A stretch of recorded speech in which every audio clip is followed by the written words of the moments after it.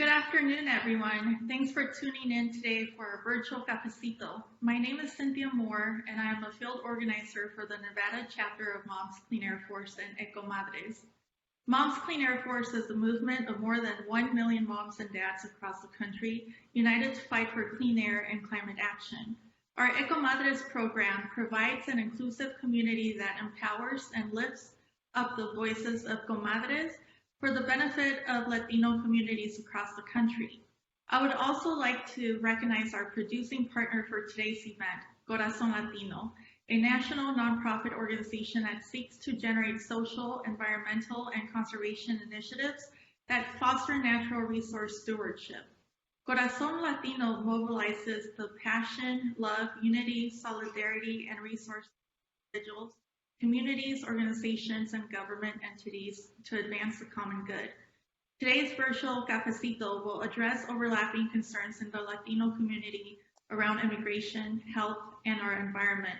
With the full restoration of DACA in limbo, the program that allows 700,000 immigrant dreamers to live and work in the United States, along with 100 environmental rollbacks that weaken our clean air protections and public health, made more fragile by COVID-19, the stakes could not be higher. Our panelists will offer intersectional insights between these seemingly disparate issues and propose solutions at the national and local level. And now I have the pleasure of introducing our moderator, Emilia Pablo, who will be guiding us through our conversation today.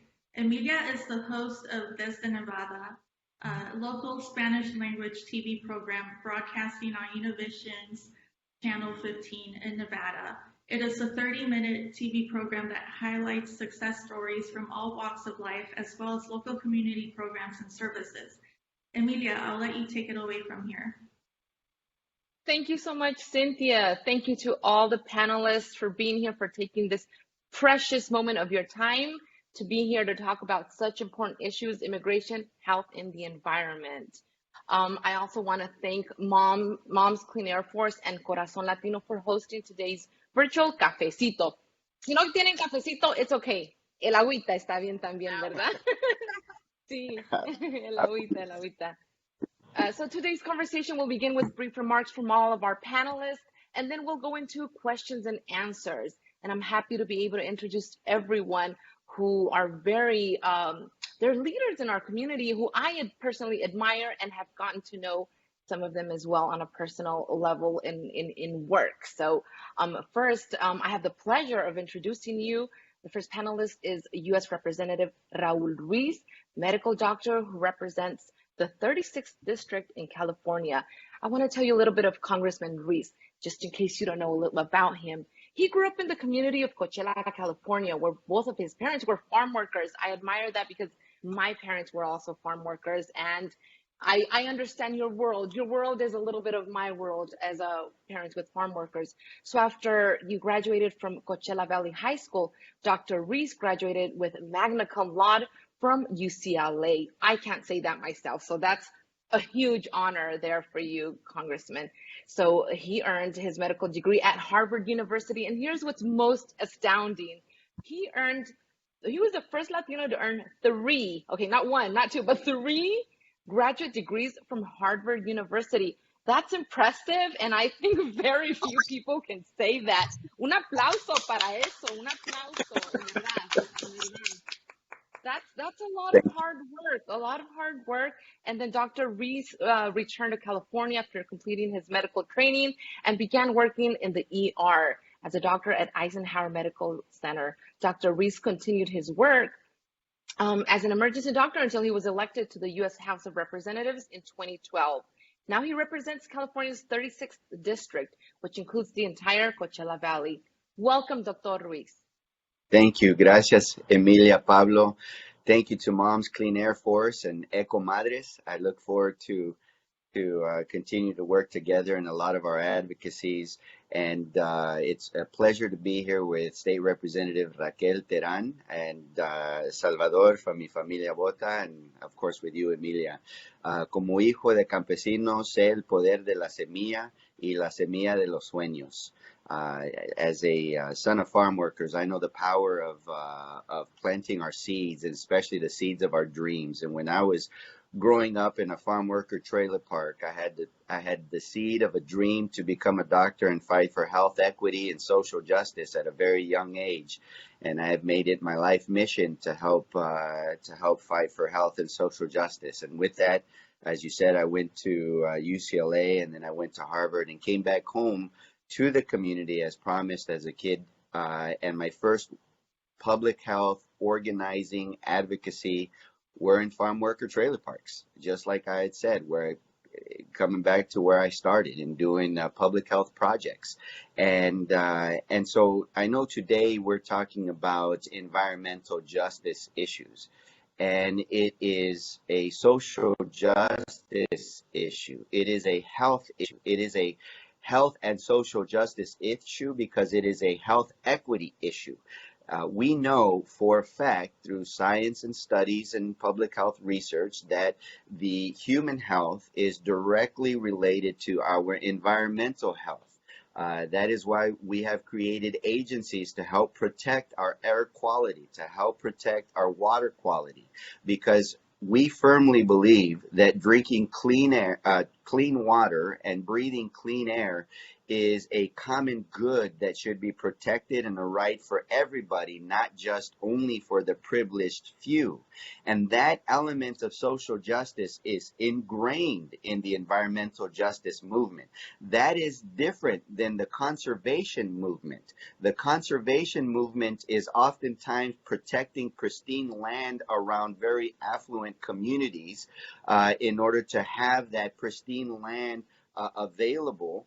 And not to ruin that land. The environmental justice movement is to remedy the ills of environmental pollutions that oftentimes get relegated around vulnerable communities of colors, poor communities, communities that are disenfranchised and don't have the links for a political voice or the economic means to fulfill the process of ensuring that their environment is clean.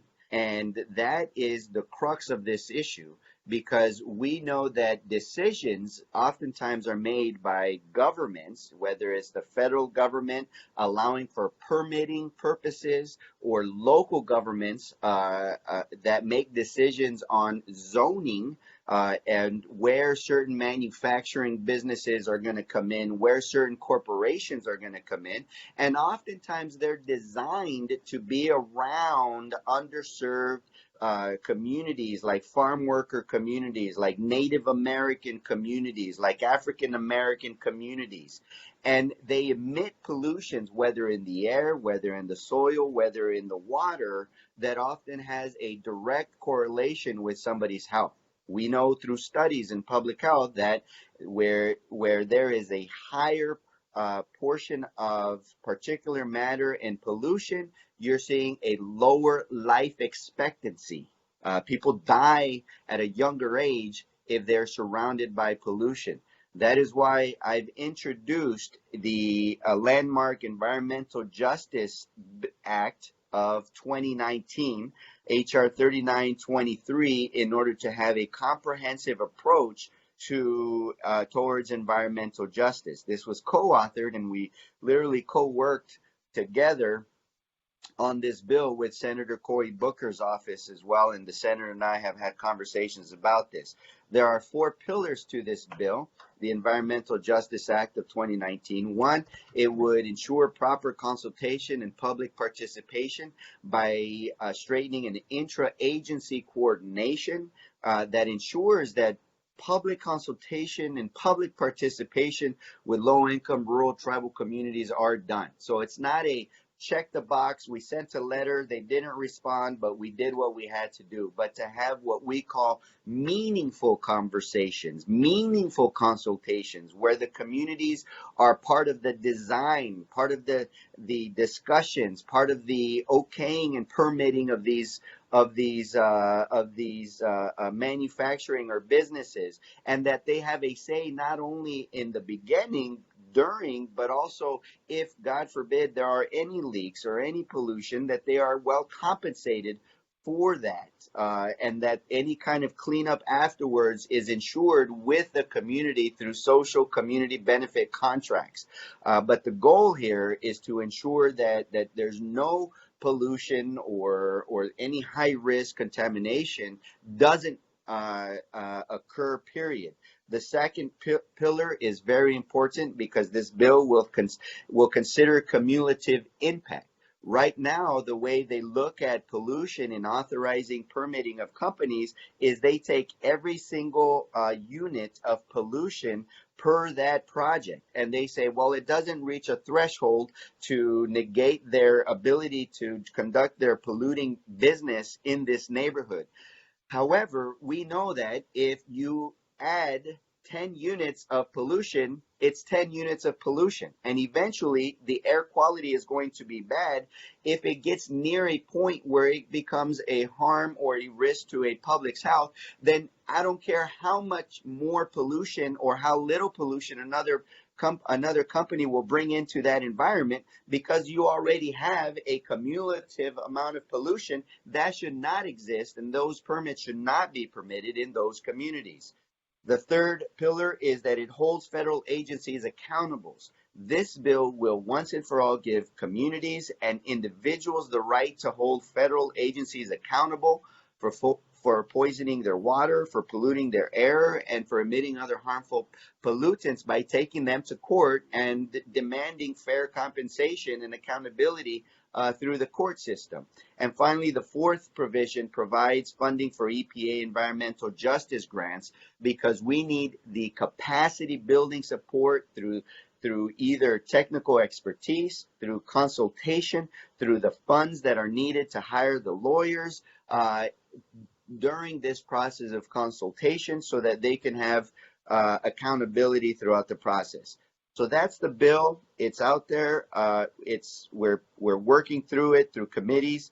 Of course, we have no expectation that a Trump administration is going to sign anything like this into law, or that Senator McConnell is going to bring it up for a vote. However, we have a great opportunity moving forward. Hopefully, knock on wood, post-November, we will have opened the doors to opportunities for an administration that believes in environmental justice.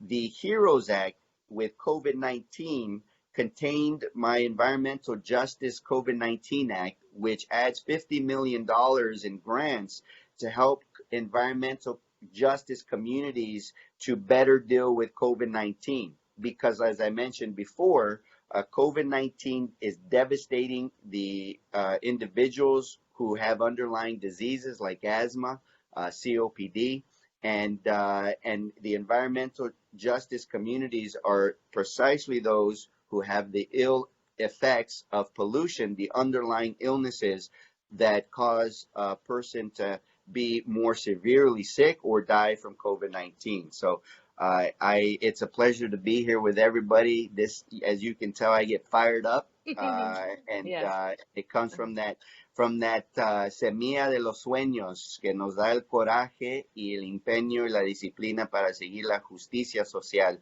y también para luchar para un mejor vida ambiental para nuestras familias. Certainly, and I was going to say, this is exactly where, the community comes in. If people at home think they don't know how to participate, this is the place where you want to initiate, get involved, and help your community. There's a lot that we can do to help these causes, as our following panelists will also tell us a little bit about what they're doing in their communities. Thank you so much, Congressman Ruiz. I think we'll, for the sake of time, we'll move on to the next panelist.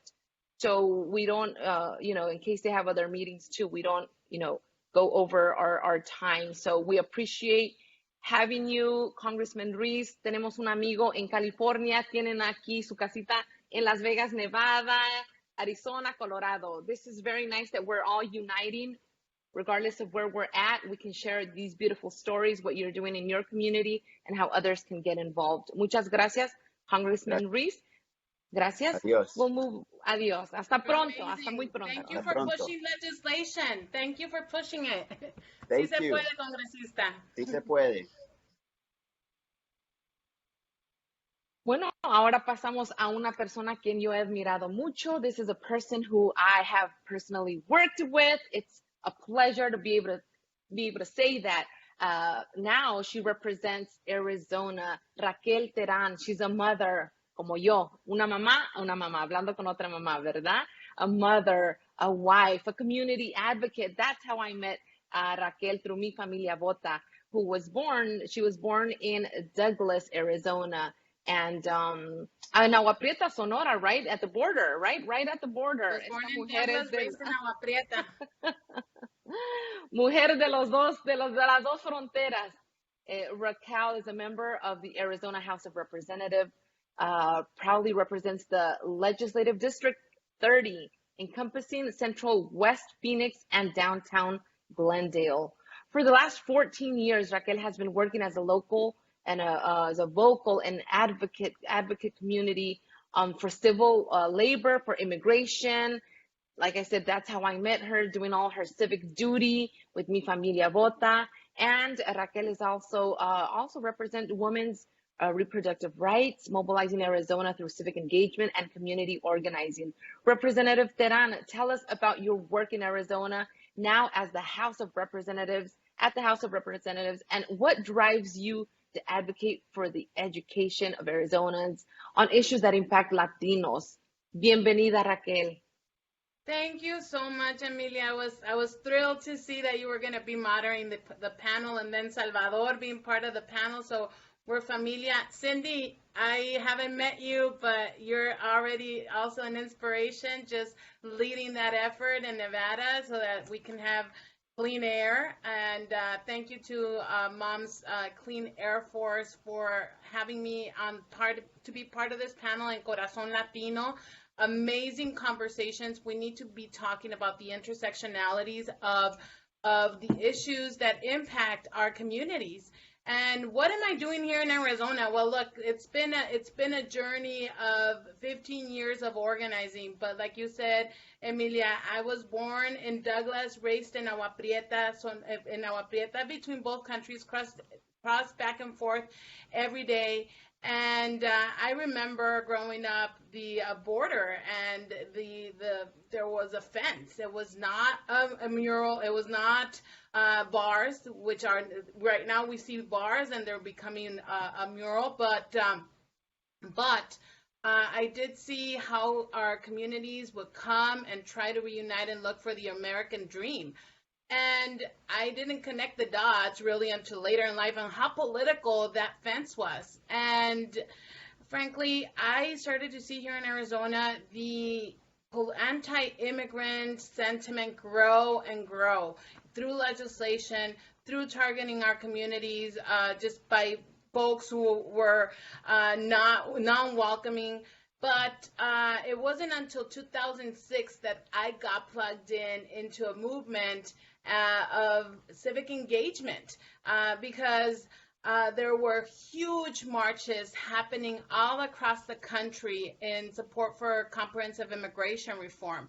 And there was I was able to attend this march where there was a volunteer table that was actually Mi Familia Vota, and they gave me a clipboard with voter registration forms. And I was there because I was marching for comprehensive immigration reform, but the theme of that march was today we march, tomorrow we vote. And I always like to say, I took that motto to heart, and I took the clipboard and registered that day everybody I could, but then I continued to do that work around civic engagement. And what I learned quickly, like I said, I didn't understand how political it was, and then understanding that everything at the end of the day, we all carry the same aggressors. If it's denial of climate change. The same people that are in denial of climate change were the ones attacking our immigrant communities, the same people that were gutting our education system, the same people that are attacking immigrants are the ones who are chipping away women's reproductive health care and so forth. So all these progressive issues really intersect. So I just became involved in the progressive movement to change the state of Arizona. And I've been fortunate to be part of the movement, and today we are seeing a different political landscape because of a movement of people who decided to go out and engage and knock on doors at 115-degree weather like it is right now. It's barely tolerable to go outside. But we've been changing the conversation. We've been changing the political landscape. And, you know, many times I've been outside of the state capitol fasting, in press conferences, protesting.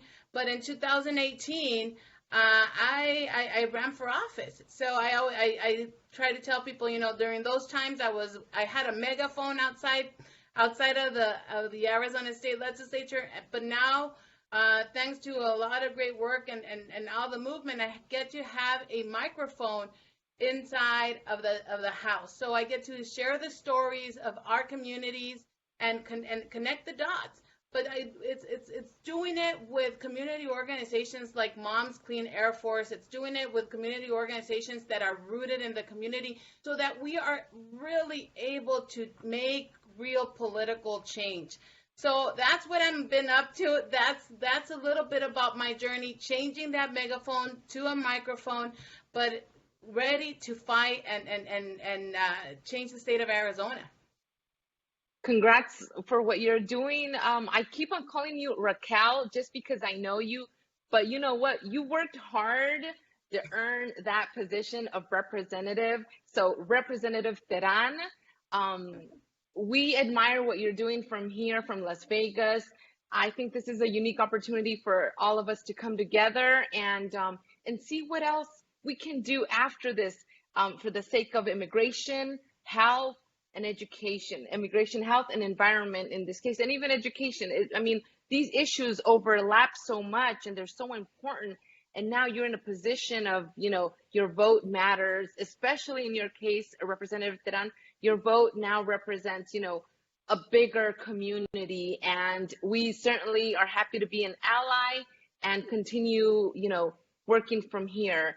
I also want to have this moment to introduce our next panelist, and then we can open it up to some questions, if that's okay with you. We'll introduce another Familia, another person from our Familia, from mi Familia Vota, where I also had the pleasure of working with Salvador. Salvador, he is Colorado State Director. He wasn't the director when I left in 2016, but now he has moved up. Un aplauso para eso, que bien merecido. Very good choice there. Salvador now is the State Director for Mi Familia Vota in Colorado. He was born in Chihuahua, Mexico, in the outskirts of the Sierra Madre Occidental. Salvador Hernandez grew up with his 3 siblings and parents. As a young boy, he liked to play soccer and ride his bicycle with his friends. His mother brought him to Las Vegas, Nevada, at the age of 15 in search of a better future. Like, you know, many of us were brought here, including, you know, that was my story as well. So there, you know, here in Las Vegas, he volunteered at the local campaigns and raised awareness for Latinos in the electoral process. So this is where he got started. He's from Las Vegas. I'm sure half of his heart is here, right? The other half is in Colorado, because then he moved there in 2014 to help Latinos in the midterm elections. That's what took him there. But Salvador is a proud DACA recipient, and he is not afraid to say it. Salvador, please tell us more about the work you're doing right now, your experience. Claro que es un aplauso para Salvador. Gracias. And the work you're doing right now. Cuéntanos, Salvador. Gracias por esa introducción, Emilia. Thank you so much for that introduction. I'm so excited, you know, to get to see you all, you know, from back in our days when we were doing work with Mi Familia Vota. Raquel, so nice to see you again. And Cindy, very nice to meet you for the first time. I'm happy to see a woman from my mi lugar postizo de crecimiento que fue en Las Vegas, where I grew up in Las Vegas, but then moved to Colorado. But yeah, thank you for, the opportunity for being here. Like many of us have shared, our stories are very, immigrant focused. I came here when I was 15 years old. I didn't know the language. I had many struggles when I first moved here with my siblings and my mom. And one of the issues that really brought me to where I am right now was the DREAM Act immigration reform and just overall the whole immigration issue. At a very early age, I learned about activism through the work that many organizations like Mi Familia Vota at that time in Nevada, in Las Vegas, where I grew up, were doing with the community. I started doing that as a volunteer many years ago, and it's been about 10 or 13 years since I have slowly progressed from being a volunteering for many different campaigns, and then slowly moving up to doing this full time. And I'm really proud of where I am today. But that was the issue that kind of like really brought me into this world. The Dream Act, being such an important and crucial part of my life, as well as DACA when President Obama enacted that executive order in 2012. So under the circumstances of this administration, with the Trump administration effectively trying to end the program, and then with the Supreme Court decision, it has been definitely a roller coaster that has really hit home. I had the opportunity to adjust my status last year, so thankfully I am a legal permanent resident now. But I still have family members who are my brother is a DACA recipient, and he still wonders of when he's gonna be able to renew his work permit. He's been asking me about that for the past 4 or 6 months, and all I can say is I don't know. But to bring that back to the theme of this forum is that intersectionality of issues that we see within all of the work that we do. It's so present right now more than ever. I feel like this Trump administration, if it has done one thing, is unite us more in the many things that we do. Through the work that I've done with Mi Familia Vota, I have been able to advocate for local issues in Colorado, for clean air. We had an air toxics bill that passed legislature this year, and we have been also part of national efforts with Moms Clean Air Force. We are active participants on the DC plains every year.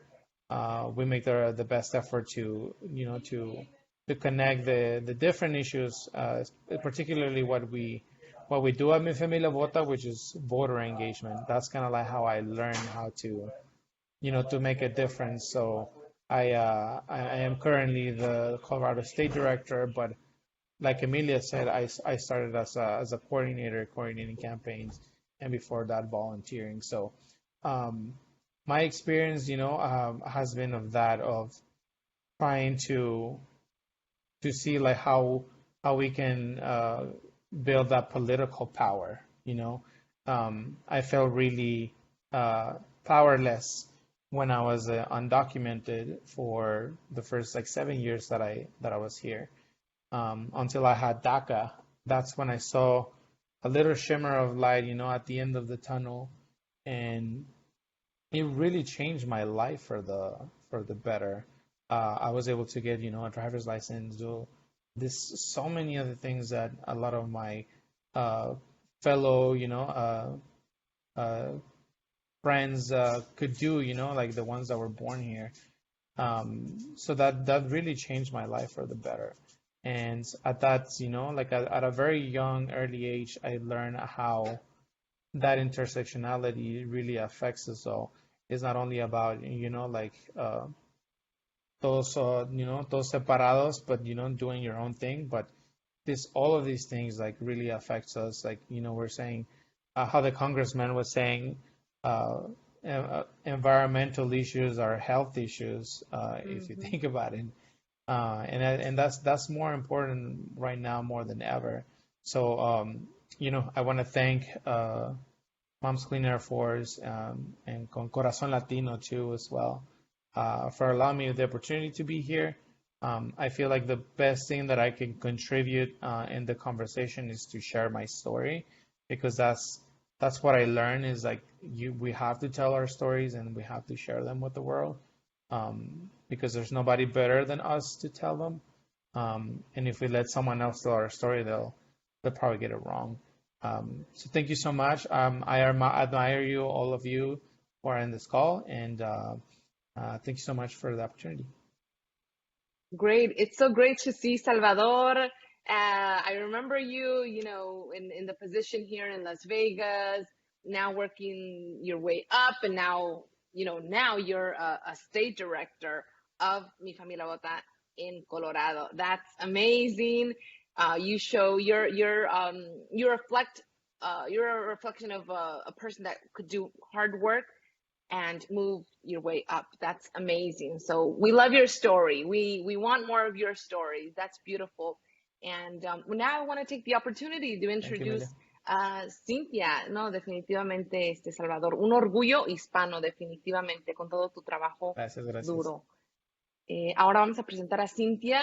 Cynthia has called Nevada home for most of her life. Her family moved to Las Vegas from North Hollywood in the 1990s during the construction boom. So she's a native. She knows this place. She has been advocating for clean energy, clean air, and water conservation for over 10 years through her work with various organizations here in the state. She served on the Parks and Recreation Board for the city of North Las Vegas, where she advocated for access to more green spaces. Cynthia is a mother of a toddler, a boy, and a part-time realtor in Las Vegas. During her free time, she volunteers as the chair of the scholarship committee for the Nellis Area Spouses Club, a Nellis Air Force Base Spouses organization, which each year is committed to awarding $30,000 in scholarship money to military dependents. Cynthia, it's a pleasure to call you my amiga, and also please tell us about what led you to become involved in climate change. I know you're actually like a role model to my kids of why we should be involved in climate change. So you're helping educate my kids about this important area. And so tell us what led you, how did you first get involved and, to fight for clean air for our children and our communities? Thank you so much, Amelia, and I'm so happy to be here with all of you. I first became involved in climate action and the fight for clean air because I have always felt it was important for us to do as much as we can in order to preserve our planet for future generations. But it wasn't until I became a mom 3 years ago to Liam that the reason became a lot more clear to me as to why I was so passionate about this movement and why I was drawn to it. And that reason is my dad. Growing up, I heard a lot of stories about him growing up in Mexico and, El Salto, where we're from. But the one story that always stuck to me was when I heard him talk fondly about his memories growing up around this river in the town called Rio Santiago, or the Santiago River. And he talked particularly about spending a lot of time with all his siblings and friends, just swimming and fishing in this river. And it sounded like such a great time.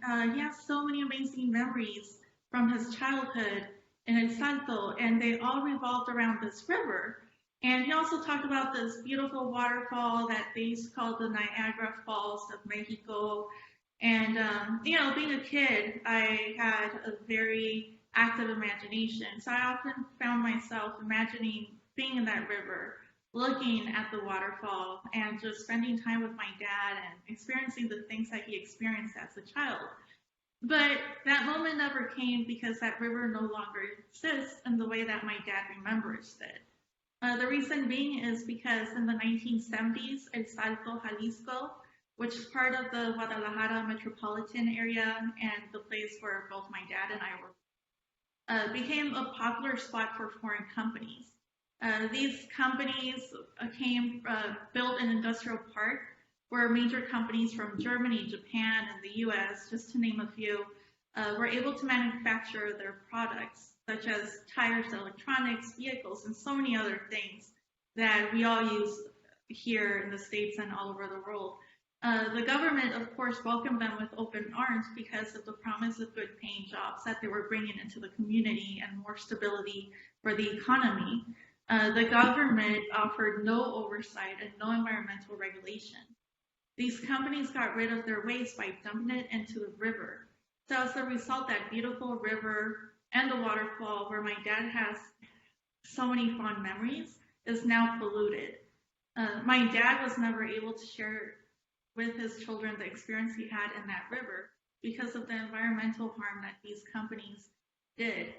I'm in this fight because I want to protect the places where I have so many fond memories growing up, so that I can share these experiences with my son in a way that my dad was never able to do with his children. So that's why I get up every morning and I continue this fight. Wow, that's amazing. That's amazing. Yeah, and if you Google this place that she mentions, what is it called? What is the pueblito or the village called in Jalisco? El Salto, the jump. El Salto. Okay, El Salto. Así, saltamos. Okay, El Salto, Jalisco. No, if you Google it, you're gonna see that waterfall. It's just so dark, right? It's dark. Está feo. Está contaminado, right? And the entire town has this stench to it now. I remember the first time I went back when I was 8 or 9, and I asked my dad, "Wow, what's that smell?" And everyone, they're so used to the smell. And it's just that it's not something that people should be breathing. Definitely. And this is where I think where we all come together, where maybe Representative Teran could tell us a little bit about the fight to pass laws that will benefit the community, and maybe we can learn something from, her struggles there that we also face here, but I'm sure it happens also in Colorado, how we can learn a little bit about, the legislation you have fought for, Representative, and then maybe Salvador can add any perspective from Colorado and how we can all, learn from your experiences too, and have the viewers take this with them. Yeah, well, thank you so much. Wow, Cindy, that was a very powerful story. And Salvador, thank you for sharing your story. I agree with you. It's our story. It's for us to share our stories, personal stories, and anybody else who shares them is not their story. That was good. I think that right now, we have to, here in Arizona, we have to be realistic of the numbers that we have. I know that this is a nonpartisan conversation, and so just talking about numbers, I am part of the Democratic Party, but the Democratic Party, unfortunately, is in the minority in the Arizona House of Representatives. And what we see right now are actually legislation that is not reflective of values in our community, including legislation that harms our environment. Here in Arizona, a big conversation that we have is the fact that we are the fourth. Arizona is the fourth fastest growing state in the U.S. for the heat. Arizona is the fourth fastest warming state in the U.S. Wow. Phoenix, where we live, it's the second fastest warming state in the U.S. followed by Prescott, which is not too far from Phoenix. The average temperature in Arizona during spring has warmed by 4 degrees since 1970. All right, so we are seeing an issue with our water. Fortunately, in the 1980s here in Arizona, there was a good compact that protected our water, but right now our city keeps growing. So drought in the southwestern U.S. is declining. The western snowpack and along with like the rising temperatures have reduced the water flow down from the Colorado River. And so I know Colorado's have their feelings about our compact, but it was the best agreement to help the states, even California. Interesting that all of us are here right now. But the problem is that we need to come to our state legislature to start to move the conversation. And this is a nonpartisan conversation because we all are living in the same planet. We are living in the same state. I am sure I want to trust that my colleagues from either side of the aisle want to make sure that their children have the best life possible. I know I have my 4-year-old, and right now, like I mentioned earlier, it's 115-degree weather. It was 117 the day before yesterday. Last week we had 100 and hit 119. He can't go outside to the swings. It's impossible for him to touch a swing. It's if we go out swimming, it's like swimming in caldo, no, in soup, because the water is so hot. So Yeah. So what I'm hopeful is that through changing some of the folks who are elected, and frankly, it doesn't have to be a Republican Democrat conversation. It's elected people that are willing to move legislation to start addressing these issues that have to do with our climate change. And frankly, our communities have a lot at stake. We see the numbers of for example, here in Legislative District 30 that I represent, we have the highest, the zip code with the highest number of people with asthma. So, and it's the demographics on my district. Okay, there's the mostly Latino. There are 59 languages spoken because we have a huge refugee population. So we can connect the dots easily. Why are our communities being the ones who are suffering most with less clean air, with no trees in our parks? So there is a lot of work to do, but I do believe that it comes down to electing people that reflect the values of really advocating for environmental justice. Well, I'm so glad we have you there representing us, because I also include myself in this conversation where we want to help our community and move these issues forward. Salvador, what could you add to our conversation and what you're seeing there as far as the environment issues and tying it in with immigration and health? Well, I would say, similar to what Raquel was saying, that I guess like these issues really start, for us, like at the very like basic level of the participating in elections and electing the right people to fight for these types of issues, which is what we focus on at Mi Familia Vota, is encouraging the community to participate civically in all aspects, starting by voting. That's why we have run very aggressive voter registration campaigns to educate the community on what's going to be on the ballot, and when are elections, and how do I vote, and all of these other questions that surround the issue of voting. But really, I guess it's like at the end of the day, is connecting the dots. Like, for instance, here in Colorado this year, we had a couple of environmental bills that were aimed to protect the air quality of people who live in Colorado. Colorado being like having one of the the most polluted zip codes in the nation. Those neighborhoods in northeast Denver are really, really polluted. I think it's a zip code 80216, I believe it is. But that community has been historically Latino and immigrants. And if you go there right now, not only put that on the pollution that's coming from the factories around that area, but there's also an expansion of the I-70 interstate highway, which is also intruding into people's neighborhoods and creating more noise pollution and all of these other issues that are around our community is so prevalent. It's our duty, I guess, to inform the community on all of these types of issues.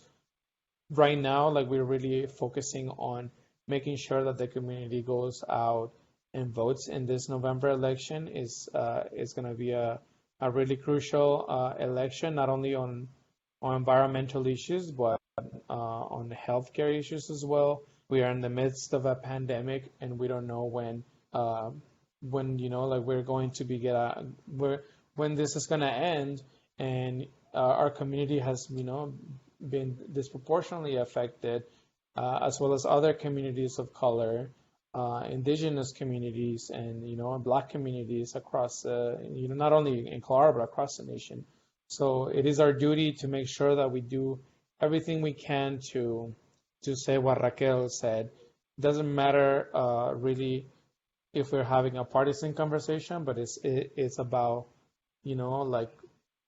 coming up with solutions for the problems that we have. At the end of the day, we all share this planet, and we don't have another one. So we really need to make sure that we are turning out people so that they can vote, that they make an informed choice, but also engage with our legislators after elections are done, which is what we strive to do, to build that political power. Wonderful. And now with less than 10 minutes left here of your precious time, I want to ask really quick, Cindy Moore, a quick question, and then we'll wrap it up. I'll let you give your final thoughts and your recommendations, anything you want to leave our audience with. So Cynthia, I know that your boy was your inspiration for environmental justice. How are you seeing your work change since the pandemic? And then we'll go to Ms. Terran, Representative Terran with her final thoughts, and then to Salvador with his final thoughts, and then we'll end it. Yeah, my work, I'm so used to talking to people in person and doing, our meetings, and also every event that we do it in person, and having a lot more involvement and having that face-to-face interaction, which we don't have. So with COVID, with the pandemic, we've shifted our work to do everything virtually, and quite honestly, it took me quite some time to get used to it. But I'm finding that with us doing everything virtually, I feel like we're reaching a lot more people, because there's a lot of folks are home more. It's just so much easier for people to when they get their notification, so-and-so's live, and I know one of those people, oh, so-and-so's live, let me go look what they're talking about. But I had some final thoughts. I just wanted to point out that we have a tendency to talk about immigration reform, environmental justice, and social justice as separate issues. But if we look closely, like everyone here has been saying, these issues are connected. And one of the things that we hear a lot is when the caravans are coming in from Central America, or we hear people immigrating here from other countries, oftentimes the attitude is that their government needs to do better. One thing that we are overlooking is that we have companies, for example, like in my pueblo, in Salto, companies going into different countries that have very little or no environmental oversight at all, and they come in with the promise of offering jobs, and the community welcomes them with open arms. But one thing that we're not looking at is the environmental consequences that these companies bring into these communities because there's no oversight or consequences for them. And the other final thought I wanted to point out is that because we are experiencing weather patterns change because of climate change, folks are going to start moving for various reasons, because of drought, because sea levels are rising, or even natural disasters. I mean, one of the most recent things that we saw in climate migration is the Hurricane Maria, which hit Puerto Rico in 2017. And this caused major damage to the island, and people that live there are still dealing with this. And as a result, over 400,000 Puerto Ricanos had to move to the mainland here in the United States. One thing that the United Nations International Organization of Migration is estimating is that there's going to be about 1 billion climate migrants having to move because of climate change. So we just have to do better, and we have to be prepared, and we have to have these conversations with people and integrate everything and not reject people because they're coming in from a different country or a different place, because we're going to have climate migration here because of the changes in the weather. Definitely. I think, this ties it all together. And I think you're right. I think our goal is to really push these issues forward. Immigration goes in hand with health and the environment. Representative Teran, and I always just want to call you Raquel. You can call me Raquel. I know. I was like, what are you doing, Emilia? We're comadres. Somos comadres. Comadres ahora. I have to plug in that I do get to work with the EcoMadres here in Arizona, and Columba Sainz, if she is listening, big shout out, because it's amazing to see that the development of the organizers and engagement of the moms. Really, we're fighting for our future, and moms like Cynthia and you, Emilia, and even I'm going to include myself. We're fighting for our kids, right? We worry about where they're going to play, what water they're going to drink, what air they're going to breathe. So we have a lot of work at state, and a lot, unfortunately, has become political. So the final thoughts is, let's make sure that when November comes, we elect people who represent the values of making our planet a better place. We need to ensure that we do that we move through that piece, and also echoing the theme of this conversation. And I mentioned it in my introductory remarks. The same people attacking immigrant communities are the ones gutting our education system, stripping away healthcare, women's reproductive rights, in denial of climate change. So that's a base of how you can see who needs to be held accountable. I really appreciate this conversation. I hope that we can continue to have more of these conversations and stay clean. Thank you. Thank you, Raquel. Thank you for your precious time. We know you're busy, and thank you. We'll go to Salvador. Salvador, dinos unas últimas, tu último mensaje, ¿no? ¿Qué nos podemos llevar? Pues sí, like I said at my beginning remarks, there's no one better to tell our story than ourselves, and we have to use that as a tool. We need to, be out there, share, our perspective, connect the dots, which I think is like what we sometimes forget. All of these issues are intersectional; they all connect, and we'll be working, to turn out the vote in states like Arizona, also in Nevada, and Florida, and Texas, California, even, and of course in Colorado, so that we can really ensure that our voices are being heard.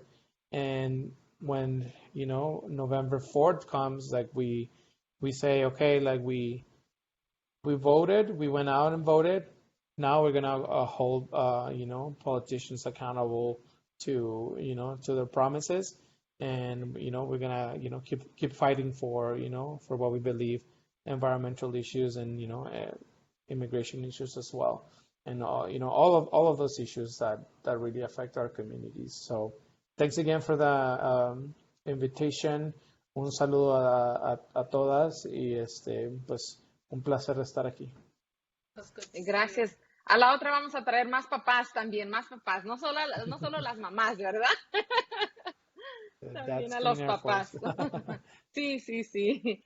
Well, we're going to go ahead and wrap it up.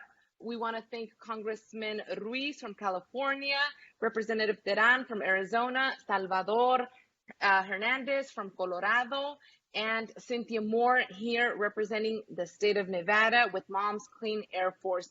Muchas gracias a todo. Thank you for taking this time to discuss important issues, immigration, health, and our environment. Muchas gracias. We hope this is only the beginning. We can have more of these discussions. And I also invite all of you, I hope I can have each of you on my TV program, Desde Nevada on Univision. We'll make that last plug. The invitation is there. Los espero en el programa. A ustedes. ¿Sí? Sí, Emilia. Okay. Gracias. Saludos a todas. Gracias. Gracias. Adiós.